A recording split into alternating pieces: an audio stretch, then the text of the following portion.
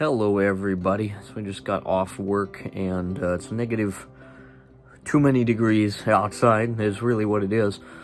And I wanted to tell you guys a story because I haven't told this on the channel before, and it's something that I'm just kind of thinking about tonight.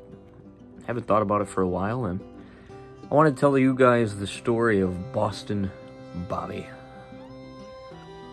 So when I lived in Wisconsin, I used to come visit my family who lived in Minnesota, and I would always take the Amtrak, the train, and I would, take a bus from my campus, usually to Milwaukee, and then take the Amtrak north to either Red Wing or La Crosse or Winona, and from there I'd have a family member pick me up and bring me, to where we were going in Minnesota.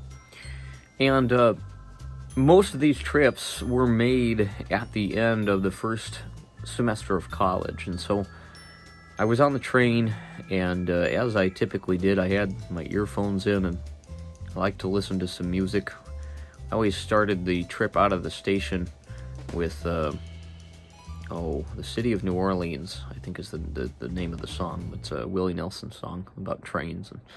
And anywho, I had been an hour or two into this trip at this point, and from next to me I hear something, but I wasn't sure what it was, and so I do the reach up and take an earphone out kind of thing, and I said, well, what was that? And I hear a guy across the aisle from me, directly to my left, and he goes, "Can you get me a beer? Hey buddy, can you get me a beer?" And it was like the thickest Boston accent that I'd ever heard in my life. And obviously my curiosity is piqued, because there's a guy who doesn't sound like me across the aisle, and he's looking for a beer. And I said, "Sure, man, I got you." And so I bent down and I grabbed my cane.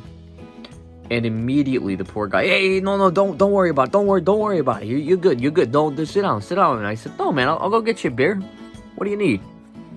And so he fumbles around for a minute and hands me what I come to find out in a little while is $100 in cash. And he goes, "Hey, can you give me a Stella?" And I think I hadn't been 21 for more than a couple weeks at this point. I think I was 21 when this happened. Actually, I know I was, because I got carded. But I didn't know what a Stella meant. And so I went up and got some directions from someone on the top floor of the car, and went up. I think the dining car was, up one car on the train, so I'm walking through and go up to the dining car, and found the Stella, brought him back his $88 or whatever he had in change for this beer. And I said, "Hey man, how you doing? I got your beer for you."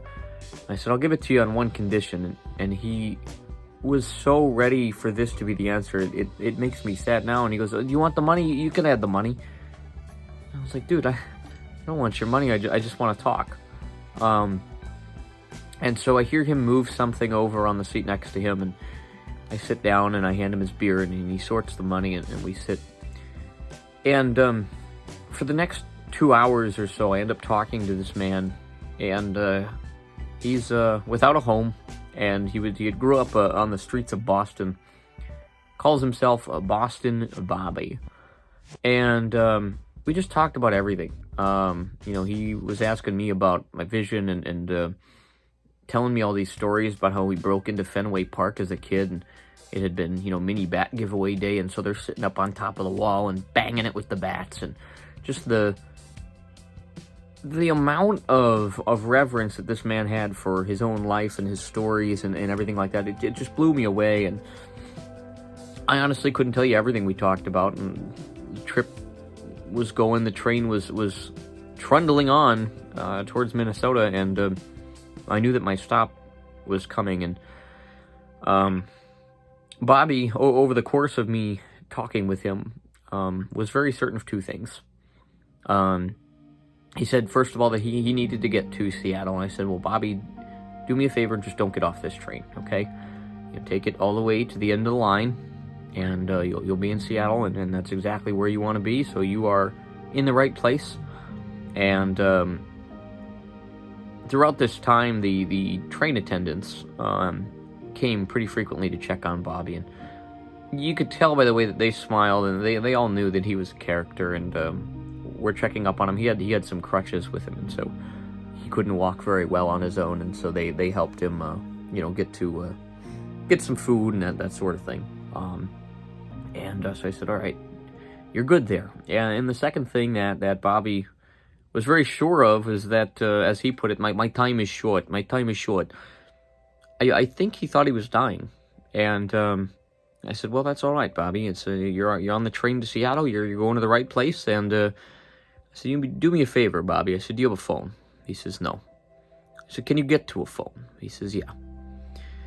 And me being visually impaired, I didn't trust my own handwriting, and so I asked one of the train attendants to do me a favor and write down my phone number, and wrote it down, and made sure Bobby had it with him. I said, put it in your pocket, do something like that. And I said, I want you to give me a call when you get to Seattle.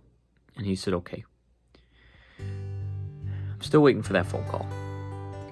And to be honest with you, I don't know what became of Bobby.